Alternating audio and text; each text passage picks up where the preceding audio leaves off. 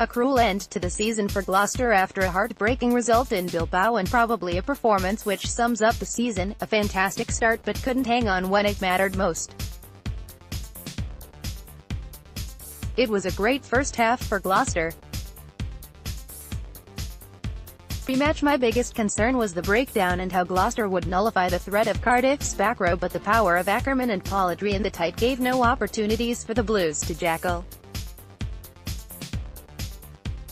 With penalty advantage being played, Billy Burns lofted a perfectly weighted cross-field kick which Trender caught to score in the corner. Callum Bradley was having his best game of the season, continually winning vital territory.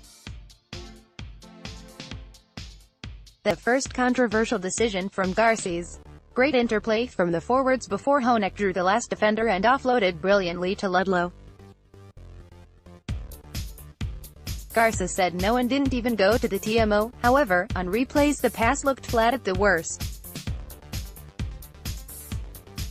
Gloucester continued to play and when Atkinson dived over after a well-worked move on the left, led 20-6 at the break.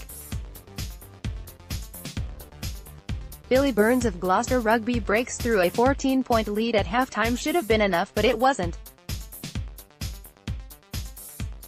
The second half was a disaster. Cardiff realised they couldn't match Gloucester physically, so looked to stretch Gloucester at every opportunity.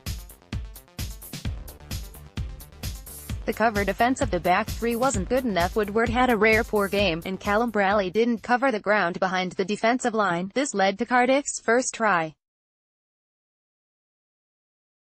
It was a nightmarish second half for the scrum half, and with 20 minutes to go, when Cardiff had the momentum, Ben Velicott should have come on, as the kicking game faltered. Gloucester Rugby are in the race to sign Danny Cipriani in the final 5 minutes. After a Ned Slater line-out steal on our own 5-metre line, Bradley could only clear to 10 out, relieving none of the pressure. Although there were immense contributions throughout from Slater, Ludlow, Polledri and Atkinson, Cardiff continued to exploit Gloucester out wide to take a 1-point lead in the final minute, which would be enough. I said after last week's heavy defeat that the only way Johan Ackermann could justify those two performances would be with a win in this final. Part of me feels like we were robbed. Garces took away a good score from Ludlow in the first half, and Cardiff's second try was scored by a player blatantly offside, both times Garces backing his on-field decision and not referring to the TMO, and it hurts to lose a 1-point game when the referee had a helping hand in 14 of them. However, we still had the chance to close the game out ourselves and let it slip. Champions Cup qualification feels bittersweet.